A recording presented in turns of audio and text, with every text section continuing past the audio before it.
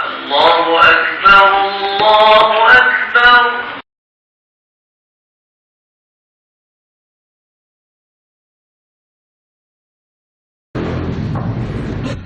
Assalamualaikum warahmatullahi wabarakatuh. Bismillahirrahmanirrahim. Alhamdulillahirabbil alamin. Wassalatu wassalamu ala asyrafil anbiya'i wal mursalin sayyidina Muhammadin wa ala alihi wa sahbihi ajma'in. Allahumma 'allimna ma yanfa'una wanfa'na bima 'allamtana. Allahumma faqqihna fid-din wa 'allimna at-ta'wil wa zidna 'ilman ya rabbal alamin. Rabbi shrah li sadri wa yassir li amri wahlul 'uqdatam min lisani yafqahu qawli. Subhanaka la 'ilma lana illa ma 'allamtana innaka antal 'alimul hakim wa la hawla wa la quwwata illa billah. Alhamdulillah, syukur kita kepada Allah SWT. Malam ni kita dapat lagi menyambung sedi kuliah kita berjudul berbaca Kitab Zakat, Babul Hathi 'ala an-nafaqah wa tabsyiril munfiqi bil khalaq. Ini bab gesaan supaya menginfakkan harta dan berita gembira kepada orang yang membelanjakan harta dengan mendapat gantian. Hadis Abi Hurairah radhiyallahu anhu anna Rasulullah sallallahu alaihi wasallam qala Allah azza wa jalla anfiq unfiq 'alayka wa qala yadullahi mal'a la taghiduha nafaqah sahhabul layl wan nahar wa qala ara'aytum ma anfaqa mud khalaqas samawati wal ard fa innahu lam yaghid ma fi yadihi wa kana 'arshuhu 'ala al-ma' wa bi yadil mizan yakhbitu wa yarfa'. Hadis riwayat daripada Abu Hurairah radhiyallahu anhu bahwa Rasulullah sallallahu alaihi wasallam bersabda, Allah azza wa jalla berfirman, belanjakanlah maka engkau akan dibelanjakan. Nabi sallallahu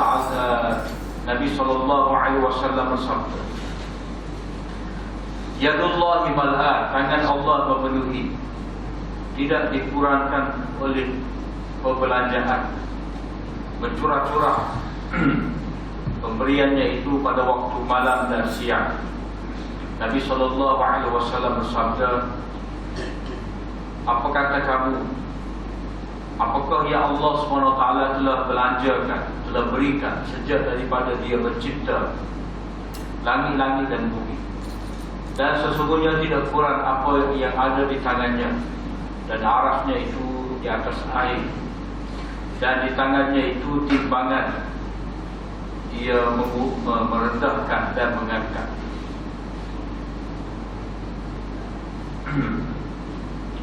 Jadi hadis yang kita baca ni adalah hadis kursi, di mana hadis kursi ini adalah apa yang diriwayatkan oleh Nabi sallallahu alaihi wasallam dari Allah Subhanahu wa taala. Jadi Allah SWT menyebut kata-kata dia bukan daripada ayat Al-Quran. Itu panggil hadis kursi. Jadi Allah SWT memberi galakan. Allah Ta'ala kata, belanjakanlah maka kamu akan dibelanjakan. Maknanya, wahai hamba-hamba aku, wahai sekalian hamba Allah, sekiranya engkau membelanjakan harta yang Allah Ta'ala berikan kepada engkau, engkau akan dikembalikan. Unfiq 'alaika, maknanya akan dikembalikan kepada engkau, akan digantikan kepada engkau. Maknanya kepada kita sebagai hamba-hamba Allah Ta'ala, kita yakinlah apa yang kita belanjakan di jalan Allah, apa-apa yang kita belanjakan untuk kebaikan, apa-apa yang kita belanjakan sebagai nafkah, sebagai kebaikan untuk orang lain, nafkah untuk diri, untuk ahli keluarga, maka semua itu akan dipulangkan kepada kita. Kita akan dapat ganti dari Allah SWT. Sebab apa? Sebab harta ni harta Allah Ta'ala. Jadi bila harta Allah SWT, dia yang memberi, begitu juga dialah yang menarik. Bila mana dia memerintahkan supaya kita memberi, maka hendaklah kita beri. Dan dia sendiri telah janji kepada kita. Ada ayat menyebut Allah SWT tidak memungkiri janji. Inna Allah la yukhliful mi'ad. Allah Ta'ala tidak memungkiri janji. Kalau di sini dia menjanjikan bulanan ataupun gantian, maka pasti kita akan dapat. Apatahnya kita yakin. Dalam surah yang lain Allah SWT kata, "Wa ma anfaqtum min shay'in fa huwa yukhlifuh wa huwa khairur raziqin." Apa-apa saja yang kamu belanjakan, maka dialah yang akan menggantikan, dan dialah sebaik-baik yang memberi rezeki. Sebab dialah Allahu yabsut, qul innallaha yabsutu rizqa liman yasha'u min 'ibadihi wa yaqdiru. Katakanlah Allah SWT yang meluaskan rezeki, dan dia jugalah yang menyempitkan rezeki. Maka apa saja yang kamu dermakan, maka dia akan ganti balik. Kemudian Nabi SAW bersabda, tangan Allah memenuhi. Tangan Allah memenuhi. Ini dia orang panggil hadis sifat. Hadis sifat. Hadis sifat ni macam mana? Itu hadis yang menyebutkan sifat Allah SWT. Jadi bila kata tangan Allah, maknanya Allah Ta'ala menyandarkan, menisbahkan tangan itu kepada diri dia. Maka ni di sini orang panggil hadis sifat. Hadis sifat. Jadi hadis sifat ni kita kena beriman apa yang Allah SWT sebutkan, apa yang disebutkan oleh Nabi SAW berkenaan dengan sifat Allah Ta'ala. Maka kita kena beriman dengan menyatakan bahawa sifatnya itu tidak menyerupai mana-mana makhluk. Bighairi tashbihin wala tamthilin wala takyifin wala tahrifin wala ta'tilin. Banyaklah dia punya perincian dia tu. Dalam kita beriman dengan sifat-sifat Allah Ta'ala ni tanpa kita menolak, tanpa kita tolak. Dengan cara mana? Dengan cara tidak menyerupakan Allah dengan mana-mana makhluk. Jadi kalau Allah Ta'ala kata dia ada tangan, maknanya seperti yang dia kata, dan kita tidak nafi. Kita tidak nafi sebab apa? Sebab benda ini disabitkan sendiri oleh Allah Ta'ala dalam Al-Quran, dan disabitkan sendiri oleh Nabi SAW dalam hadis yang sahih. Jadi kita tak boleh nak tolak, tak boleh nak nafi. Cuma kita kena kata tangan yang tidak serupa dengan makhluk, tangan yang layak dengan keagungan dia. Dengan kita tidak menyerupakan tangan Allah Ta'ala dengan tangan mana-mana makhluk. Wala tamsil. Kita kata serupa ni, serupa tangan itu, serupa tangan di kita. Kita nafikan. Wala tahrif, dan kita tidak selewengkan makna kepada makna yang lain. Maka sebab itulah ulama salaf dahulu mereka menolak tafsir Mu'tazilah. Mu'tazilah kata tangan Allah Ta'ala ni maknanya qudrah. Tangan Allah ni dengan makna nikmat. Jadi itu takwilah yang dibuat oleh golongan Mu'tazilah. Imam Abu Hanifah sendiri pun tolak. Jadi kalau kata tangan Allah, mana tangan dia lah. Macam mana tangan dia? Tangan yang layak dengan keagungan. Lagu mana tangan? Jadi pertanyaan lagu mana tu tak boleh ditanya. Sebab itulah Imam Malik kata bila Imam Malik bila ditanya, dia kata sifat Allah Ta'ala ni macam kata istiwa ma'lum. Lepas tu kaifiat itu ghairu ma'lum, tidak diketahui. Maknanya kalau orang tanya lagu mana Allah Ta'ala ada tangan, ada mata, jadi soalan bagaimana tu tidak boleh ditanya kepada Allah Ta'ala. Tetapi Allah Ta'ala tak boleh nak tanya bagaimana. Sebab bila kita tanya bagaimana, maka jawapan itu mestilah kita kena cerita. Dipanggil takyif, memerihalkan. Lagu ni tak boleh.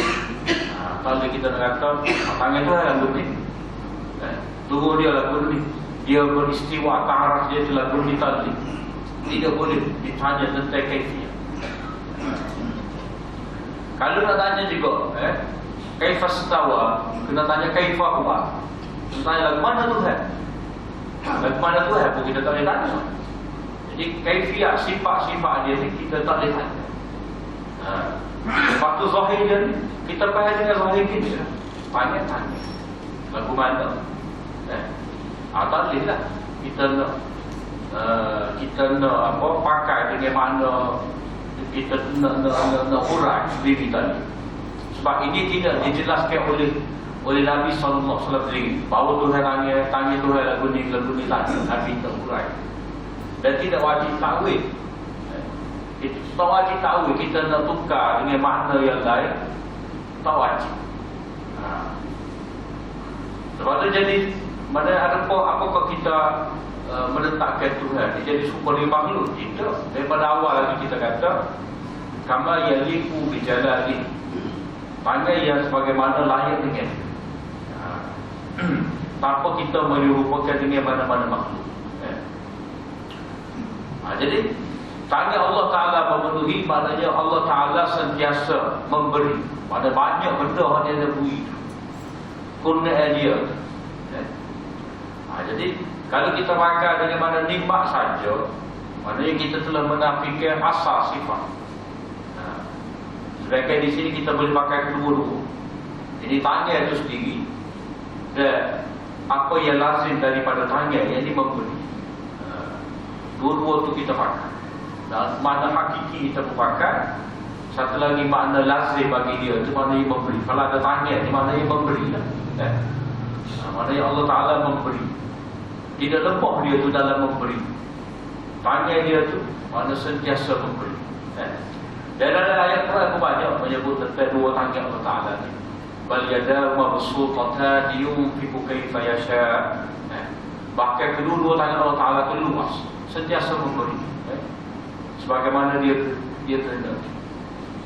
Jadi sifat Allah Ta'ala ni, kalau kata dia ada tangan, dia ada sifat-sifat yang lain, suka saja dia tidak menyerupai makhluk.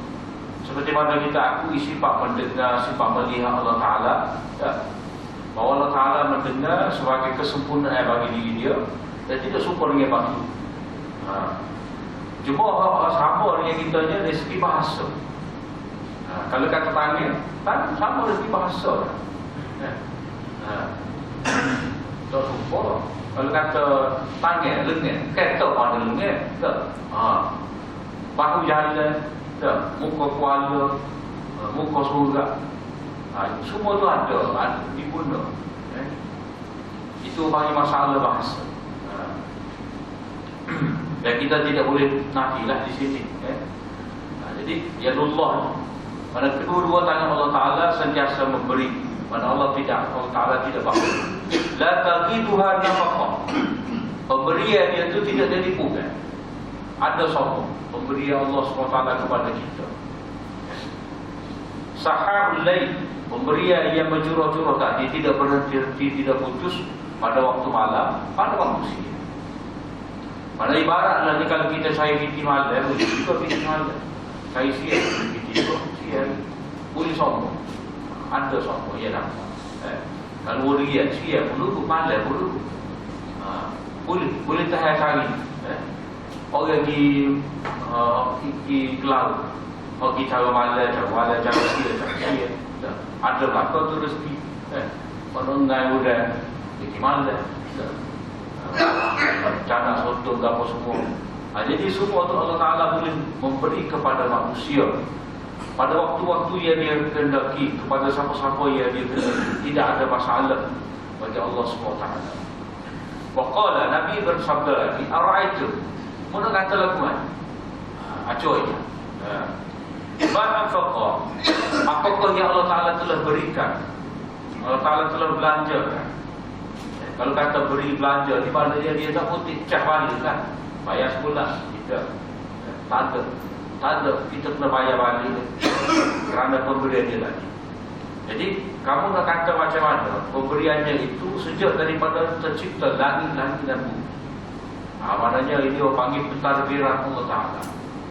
Allah Ta'ala bila dia mencipta alam semesta ni, lepas dia cipta dia cara lagi.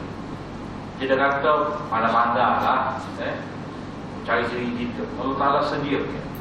Sebab itulah pada juz 12 tu Allah Ta'ala kata wa ma min dabbatin fil ardi illa 'ala Allahi rizquha. Tidak ada satu pun yang melata di atas muka bumi ini dan juga di langit mereka wa ma min dabbatin fil ardi illa, tidak ada apa juga yang melata di atas muka bumi ini melainkan jaminan Allah Ta'ala rezeki. Ada rezeki. Orang tua kata ulat dalam batu pun ada rezeki. Ada lah. Jadi semua tu kita kena yakinlah bahawa ini adalah rezeki kurnia Allah SWT. Jaminan dia, jangan dibimbang. Jadi sejak daripada penciptaan langit dan bumi ini, Allah Ta'ala memberi kepada hamba-hamba, kepada makhluk-makhluk. Tidak hanya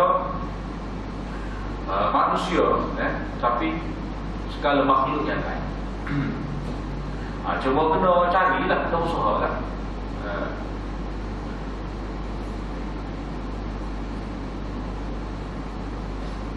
Jadi sentiasa mencurah-curah, sentiasa ada pemberian dari Allah Subhanahu Wa Taala. Fa innahu lam yaghib ma fi yadihi. Sesungguhnya tidak kurang, tidak akan kurang, tidak pernah kurang. Maknanya tidak pernah kurang, tidak akan kurang pemberian Allah Subhanahu Wa Taala. Akan sentiasa mencurah-curah. Dan nanti kita akan baca di hadapan ini. Allah Ta'ala akan waktu berapa kalau ada dalam sasaran muka bumi, dalam bumi ini Allah Ta'ala waktu berapa siapa tak ada siapa pun ia nak timur. Maknanya begitu banyak sekali Allah Ta'ala akan keluarkan nanti. Bila tak tahu kan rezeki yang keluar daripada bumi ini itu banyak sekali. Jadi pemberian Allah SWT tidak kurang apa yang ada di tangannya, mana dia boleh bantu. Dan arasnya itu berada di atas air. Nanti ini dicerita berkenaan dengan aras Allah Ta'ala ni, dia berada di atas air. Ini cerita di alam kejadian awal dahulu dah. Allah SWT wa kana 'arshuhu 'ala al-ma'. Aras dia tu maknanya terapung. Tapi lagi dipikul oleh malaikat. Wa biyadihil mizan, di tangan Allah Ta'ala itu ada neraca. Yaqfidu, dia merendahkan dan dia meninggikan. Maknanya Allah SWT memberi kepada manusia punaan-punaan dia tadi berdasarkan kepada timbangnya. Masing-masing itu ada sukatan. Timur yang ditimur oleh seseorang itu oleh siapa-siapa tadi berdasarkan kepada sukatan dia. Jadi ada yang menerima dengan begitu banyak dan ada yang menerima dengan begitu sedikit. Mizan, pada Allah Ta'ala begitu dengan timbang. Dengan ada ukuran bahagia-bahagia masa yang dapat. Jadi ada orang yang diluaskan, ada orang yang disempitkan. Mengikut kehendak Allah Ta'ala lah, sesuai dengan kehendak Allah SWT. Jadi siapa-siapa dapat sedikit tu, maknanya pada waktu yang Allah Ta'ala tak sedikit, dia dapat. Kalau orang tu dapat banyak, dia dapat banyak mengikut kehendak Allah Ta'ala. Yang mana pada waktu itu dia dapat banyak. Ada dapat banyak, ada dapat sedikit mengikut kehendak Allah SWT. Tidak kata waktu seseorang itu dapat banyak ketika Allah Ta'ala ada banyak pemberian dia. Tidak kata waktu orang itu dapat sikit itu pada ketika itu kurang tu khazanah Allah Ta'ala kita. Jadi maksud mizan di sini, seseorang itu akan mendapat dengan timbangan Allah SWT. Jadi hak Allah Ta'ala ni tetap tidak berkurang. Ada soal. Jadi kalau orang itu dapat lebih, memang disuka lebih untuk dia. Kalau orang itu dapat sedikit, memang disuka sedikit lah untuk dia. Bukan masalah, bukan belanja Allah Ta'ala kita.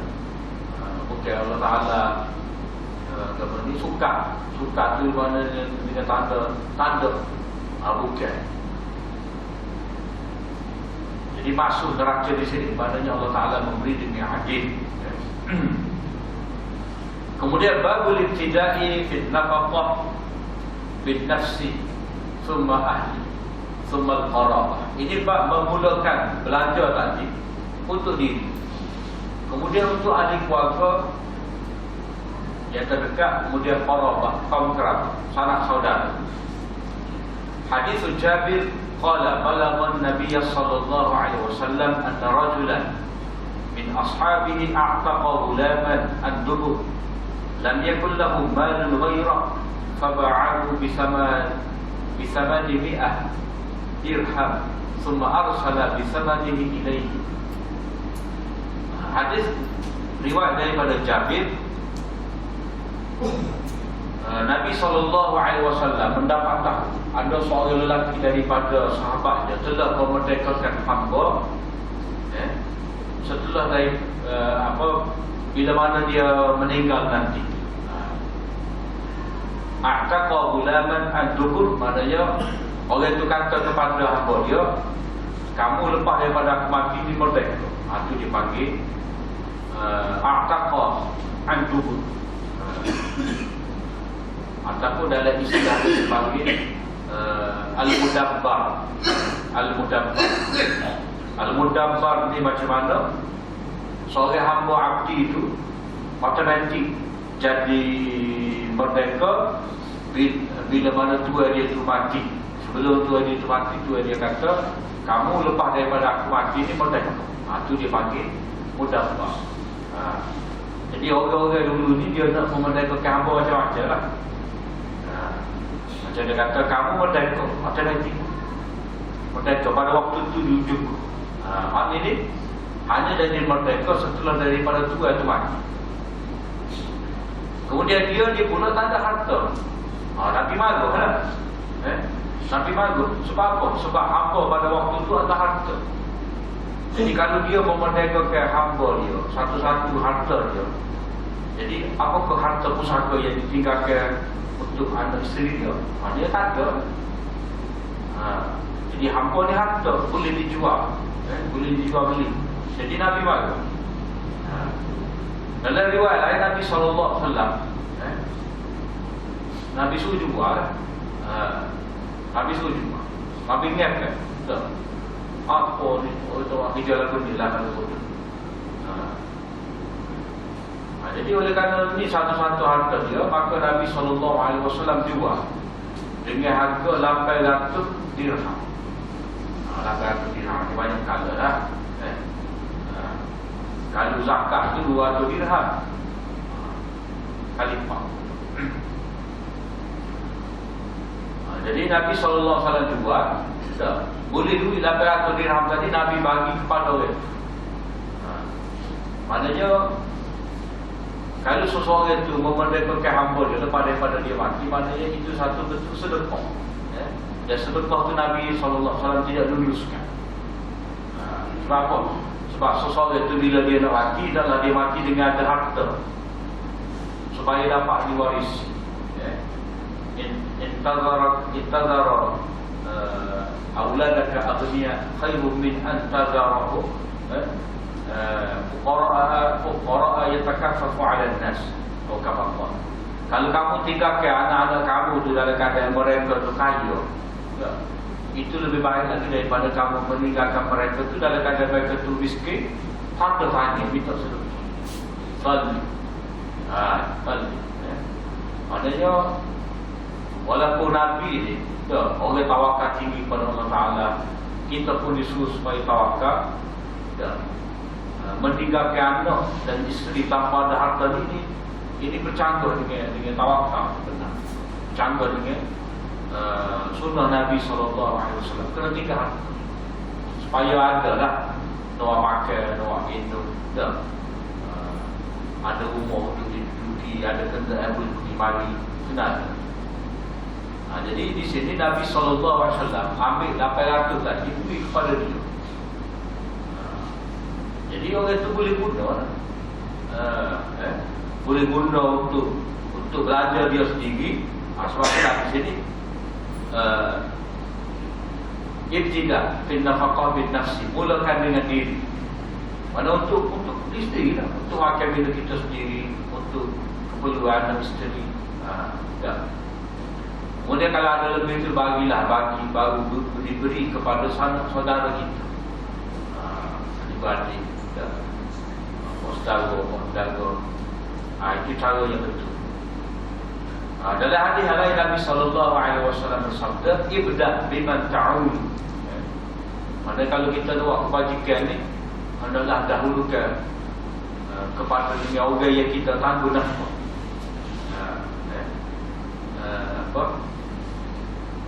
Kafa bil mar'i isman ay yudayha man ya'ul. Cukup dikira seorang itu berdosa kalau seseorang itu mensia-siakan anak isteri yang dia wajib menanggung nafkah. Tak bagi. Baca setengah daripada kita ni tu biasanya cerah lah. Cerah yang bini lama tu adalah anak untuk 3 orang. Ni kalau yang bini baru, boleh bini baru, boleh anak baru, cara anak lama. Lep pada janda tu. Itu dosa kan tu. Maka sebab itulah benda ni dikuat kuasa melalui mahkamah. Ada perintah surah daripada mahkamah. Maknanya otomatik lalu juga mahkamah boleh buat apa ni perintah pada bank potong akaun pok tadi itu masuk dalam akaun nafkah bulan tadi setinggi mana keinginan minat kita untuk nafkah untuk infak di rumah dia mula-mula sekali dia kena utamakan anak isteri dah.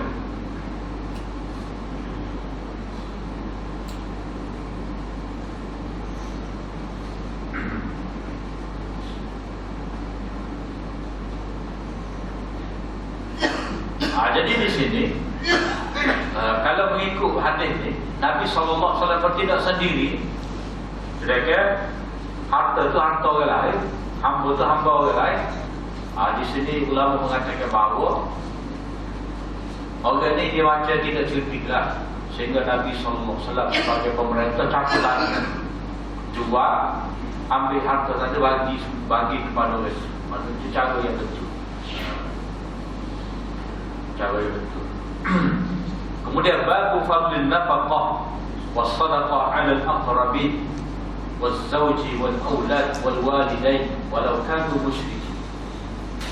Ini bab kelebihan nafkah, sedekah kepada keluarga terdekat, suami, anak-anak, kedua ibu bapa, walaupun mereka itu tidak Islam.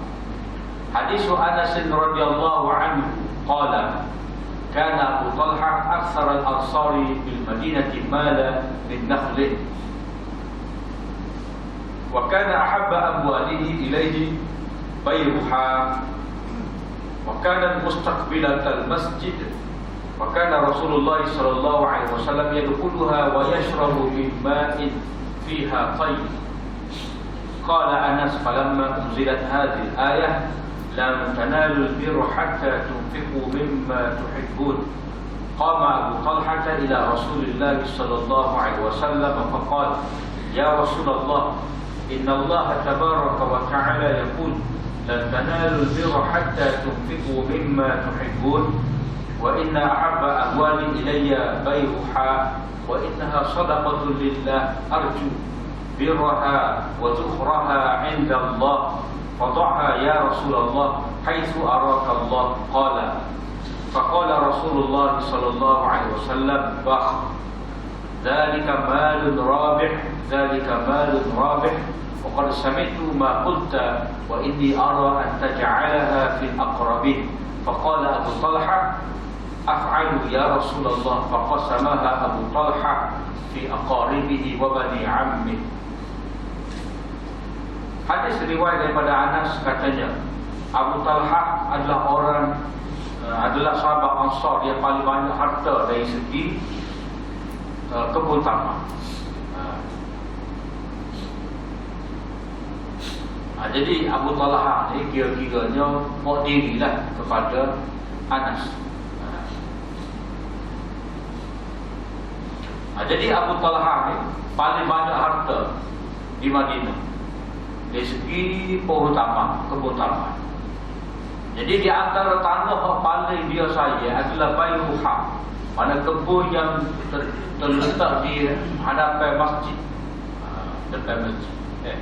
Dan Nabi SAW selalulah masuk dalam kebun Abu Talha ni dan minum airnya yang lazat itu, air manis, tidak kata payah itu. Kata Anas, bila mana turun ayat ni, ayat awal Yusuf, lam tanalul birra hatta tunfiqu mimma tuhibbun. Kamu wahai orang-orang yang beriman sesekali tidak akan mencapai darjah bir, darjah kebaikan, sehinggalah kamu membelanjakan apa-apa yang kamu kasihi. Nak bagi harta ni, kena bagi yang terbaik, apa paling kita sayang, barulah mencapai darjah bir. Jadi Abu Talha bangun pergi menemui Nabi SAW dan baginda dan beliau berkata, wahai Rasulullah, Allah Ta'ala telah berfirman, lan tanalul birra hatta tunfiqu mimma tuhibbun. Sesungguhnya harta aku, paling aku sayang ni Bayruha, kebun Bayruha ni. Sesungguhnya ia menjadi sedekah kerana Allah. Mana dia istihar kepada Nabi, jadi sedekah. Dia sedekah. Jadi tak kisahlah. Dia nak bagi seperti kebun ni sebab banyak kebun ni. Dia berbeza dengan orang tadi. Apabila ada seorang yang hamba abdi, tiba-tiba dia nak merdekakan hamba abdi itu lepas daripada dia mati. Jadi Nabi tahu ni. Hal ini Nabi bagi. Lepas tu kali tiga, Abu Bakar dalam peperangan Tabuk, dia bilang ke harta dia, Nabi benarkan. Lain Abu Bakar ni. Sebab kalau dia pergi, dia syahid pula. Bergantungan dia pada Allah Ta'ala tinggi. Dia bagi seluruh harta dia. Anak bini dia faham. Tak bimbang tak? Di kita ni, kalau kita banyak harta kita, bini tak payah gagal pula. Orang tu tak payah gagal pula. Pak kita pun yang dihukum. Bila orang kritik kepala dia dihukum. Kita nyesal. Abu Bakar cerita lain, email dia lain. Jadi Abu Talha ni orang yang paling banyak harta, paling banyak kebun ni. Dia kata ini adalah sedekah kerana Allah. Sebab dia dah dapat darjah bir, supaya menjadi orang yang Allah Ta'ala sayang. Dia kata arju birraha, aku mengharapkan mencapai bir, dapat capai darjah kebajikan. Maknanya orang yang suka buat baik. Wazufuraha, dan ini menjadi bekalan simpanan di akhirat. Harta rizak, rizak simpanan kita gedung di akhirat. Jadi cara mikir sahabat ni gedung di akhirat, bukan gedung dalam bank. Kita gedung bitik, kita gedung simpan dalam bank. Dia situ. Sepatu atau zakat kita tak tulis, kita simpan. Hal ini dia nak jadikan sebagai zuhruf, sebagai simpanan di akhirat, supaya dia dapat nanti di akhirat pahala yang berganda-ganda di sisi Allah Ta'ala. Jadi tak bina. Maka dia kata, wahai Rasulullah, letakkanlah maknanya jadikanlah ia sedekah ni, bagilah siapa-siapa orang layak dapat. Haitsu araka Allah, mereka yang Allah Ta'ala tunjukkan kepada engkau. Pada ni juga satu cara yang penting juga.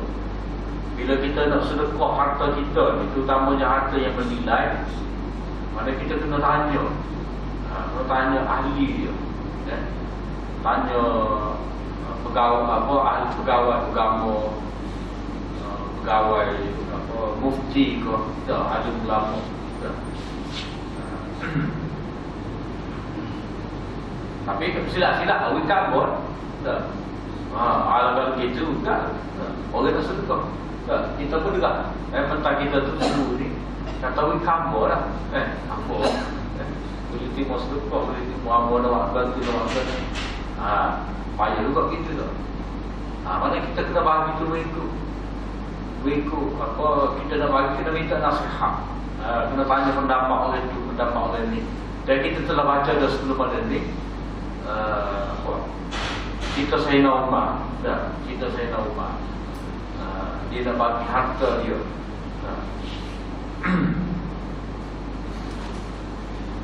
Jadi Nabi SAW kata, kamu jadi tawakal, kamu tahan.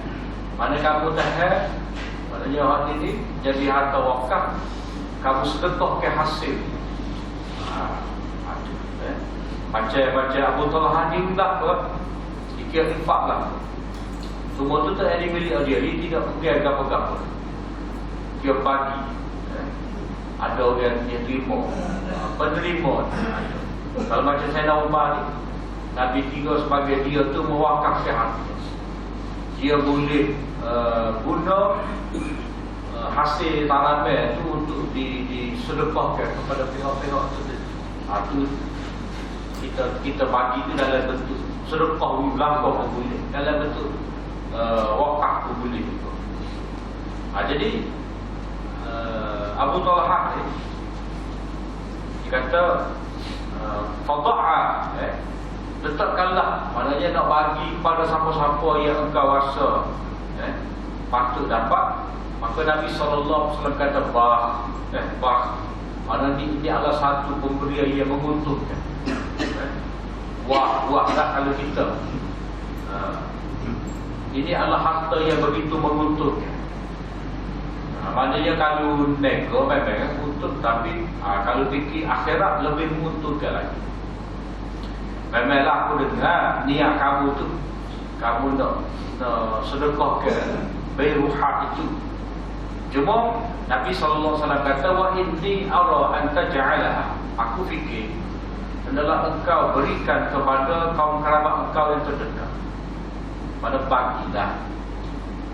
Bagi macam mana kalau kata ada macam di sini. Abu Talha kata, af'alu ya Rasulullah, saya akan buat. Maka Abu Talha membahagikan pada anak-anak dia dan Bani Amir, sepupu-sepupu dia. Maksudnya dia bagilah. Kalau kita kan ada 10 hektar, bagilah setengah hektar sahaja, 10 hektar sahaja, boleh sini sahaja. Sahaja boleh buat rumah kau, kira lagu isi-isi sahaja. Jadi kalau bagi pada orang luar ni, boleh jadi anak-anak apa tengok.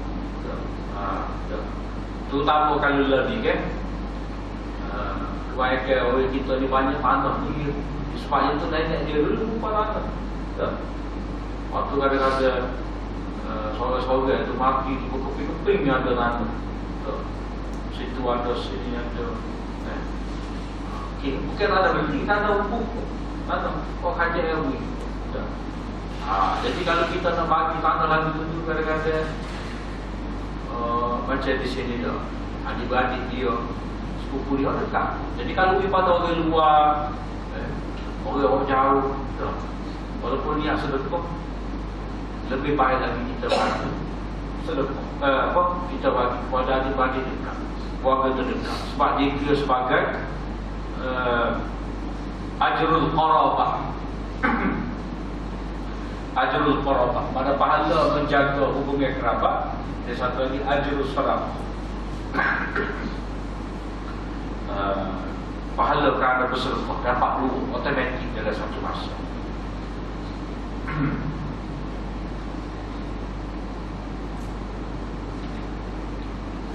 Kemudian hadis Maimunah zaujin Nabi sallallahu alaihi wasallam annaha a'taqat walidatan laha faqala laha walau wasalti ba'da akhwaliki kana 'azama li ajriki.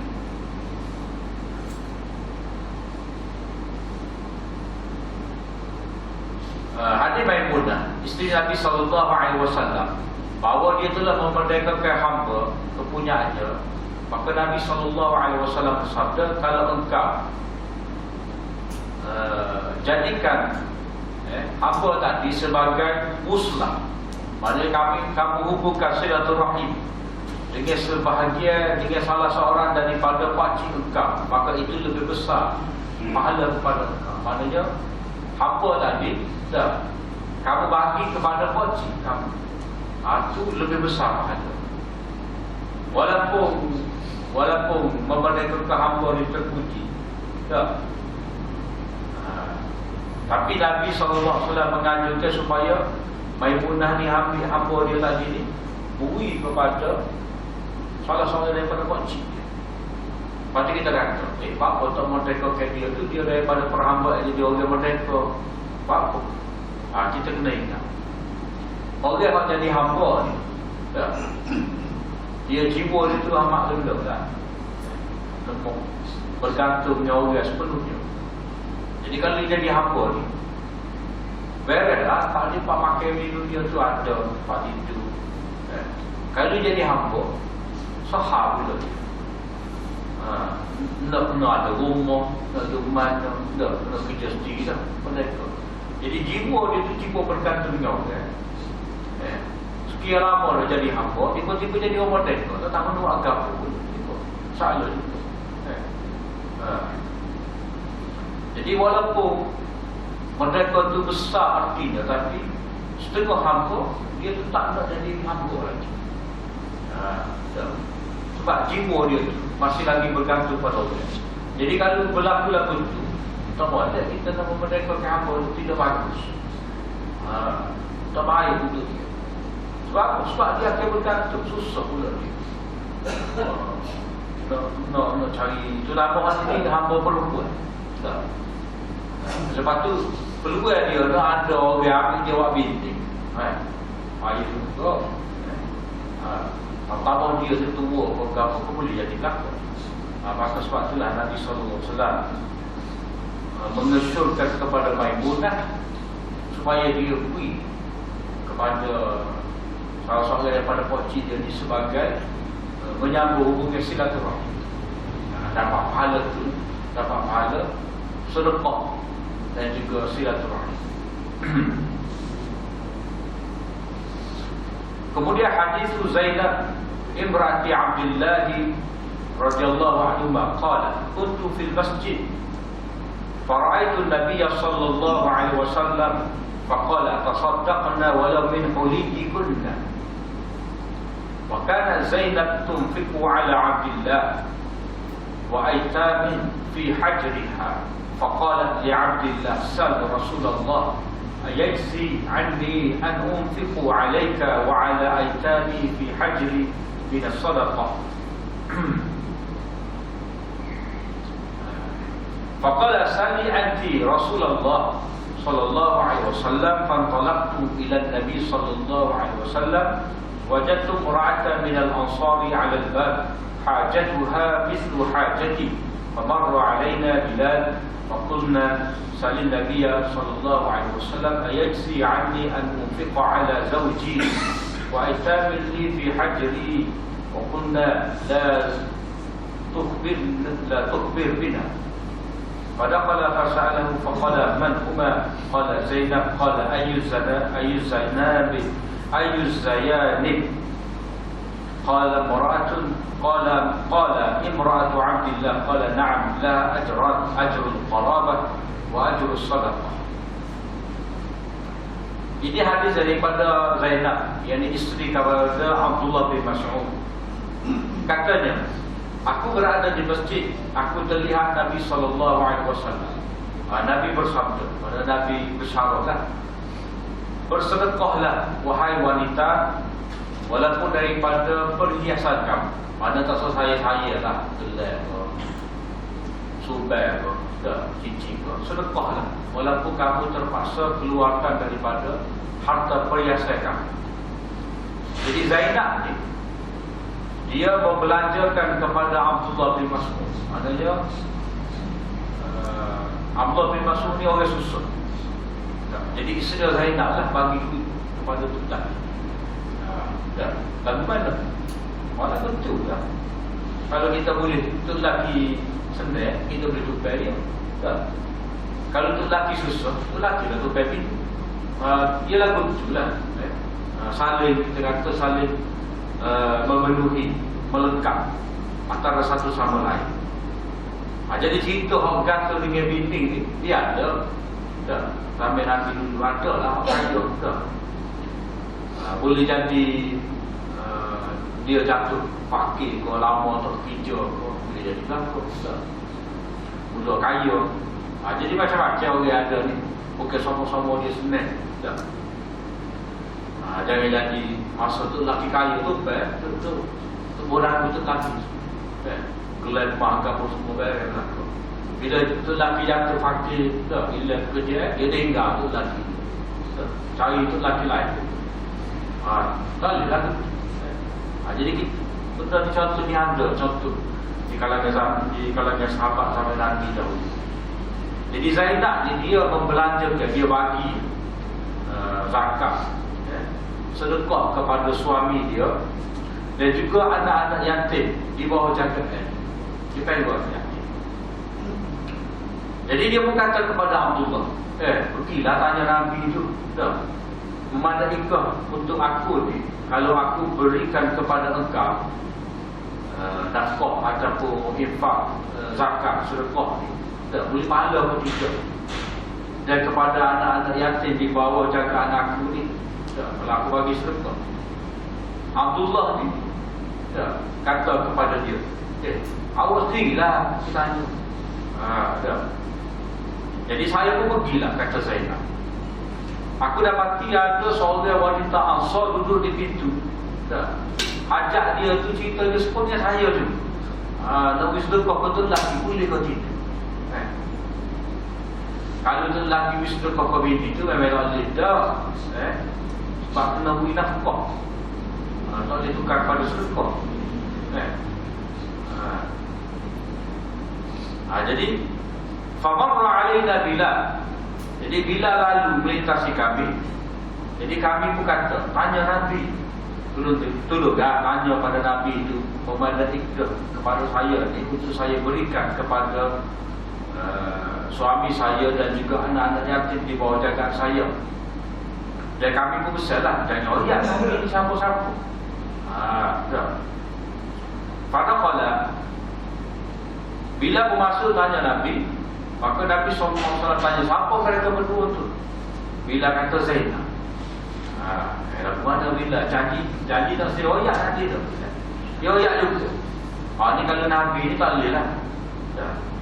Ataupun ni kita kena baik pesanan tadi tu bukanlah pesanan yang mengikat.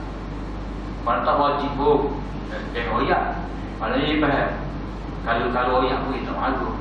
Maknanya dia ada dari segi percakapan kita minta jangan oyak, tiba-tiba kawan tu oyak juga. Dan kita pun dah tak kisah sangat. Dia ada. Mungkin bila tu dia faham lagu tu. Nabi tanya Zainab mana? Sebab Zainab ni banyak. Zainab binti Nabi sendiri pun ada. Zainab binti Jahsy ada. Zainab binti Abi Salamah pun ada juga. Ada tinggi Nabi ada. Zainab ada. Ramai nama Zainab. Dia kata Zainab isteri kepada Abdullah yang Abdullah bin Mas'ud. Nabi SAW kata, ya, boleh pahala. Dia mendapat dua pahala. Pahala qarabat, menjaga hubungan terdekat, dan pahala sedekah. Boleh kalau anak yatim lagi. Kemudian pahala sedekah. Jadi daripada sinilah ulama mengatakan bahawa zakat yang dibayar oleh seorang wanita kepada isteri, kepada suami dia sah duit. Dengan syarat suami tadi kena asnaf lah. Asnaf juga. Kalau untuk lelaki kaya tak boleh. Kalau dia bukan asnaf tak boleh. Seorang perempuan nak bayar zakat kepada suaminya yang asnah, sok boleh. Ya. Tapi seorang suami nak bayar zakat kepada isteri tak boleh. Sebab tu memang tanggungjawab dia. Tanggungjawab dengan nafkah. Begitu juga kalau seorang tu nak bayar zakat kepada kedua ibu bapa dia tak boleh. Nak bayar zakat kepada pekerja tak boleh. Mana? Saya pernah baca yang separuh yang dalam majalah CBC, mana suami dia jatuh dekat, dia tanya ustaz ke dia adakah dia boleh memberi zakat pasal dia pun niaga tu. Maka suami dia kata tak boleh. Dan saat lagi kita soalan dia pun adakah boleh suami beri pula kepada dia zakat tadi, isteri beri kepada dia kan. So, dia rasa dia sebagai suami ni ada benda tu berbeza kepada tuan dia beri pula isteri dia. Adakah benda tu? Dia beri nafkah lah. Dia beri nafkah lah. Lepas tu dia jangan buat syarat pula. Awak buat pada ni pula saya. Dia begini lah, dia panggil bila berlaku akad tu dia sifat harta terkumpul. Macam Nabi kan, Nabi dia bagi Aisyah ni dia ada seorang hamba namanya Barirah. Barirah ni dia dapat pemberian sedekah daripada Allah. Dia pergi rumah Nabi. Nabi tanya kenapa, dia kata ni harta orang bersedekah kepada saya. Jadi saudara dia kata Nabi tak boleh makan sedekah, saya pun. Nabi kata kepada engkau sedekah, tapi bila engkau tu bagi pula pada aku, dia jadi hadiah. Jadi hadiah. Jadi macam bini tadi, bini bayar zakat kepada isteri. Isteri bayar zakat kepada suami, suami dia pula dia akan bagi pula pada isteri sebagai nafkah. Tu dia pun takut tu. Sudah apa nak agreement. Dia masalah mas kahwin kita. Dia punya kalau nak pinjam, dah perlukan mana balik. Kalau dia minta pinjam, kena bayar balik. Kalau bini nak bagi, nak bagi pun tak ada masalah. Tapi jangan nuntut lah. Maknanya mahar tu memang berhak diboleh oleh isteri. Lepas tu kalau isteri bermurah hati nak bagi, ambillah. Bukan wis semua, nanti wis semua tak ada. Dia kena wis bolehlah sikit. Boleh bagi tu lelaki nak makan. Tanpa rasa bersalah.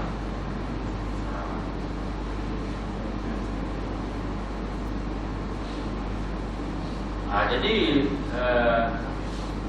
kalau nafkah kalau orang tu nak bayar zakat kepada ibu bapa dia tak boleh. Kalau dia seorang tu nak bayar zakat kepada adik-beradik dia, apa? Sebab adik-beradik dia tu bukan penerima pusaka. Sebab yang menerima pusaka daripada dia, ayah dia dan anak dia. Jadi bila dia ada anak, dia boleh bagi zakat kepada adik-beradik dia. Boleh. Sebab adik-beradik dia tu bukan tanggungan dia dan bukan penerima zakat. Bukan penerima pusaka daripada dia. Kemudian dia berikut tu kata-kata wallahu a'lam. Wa akhiru da'wana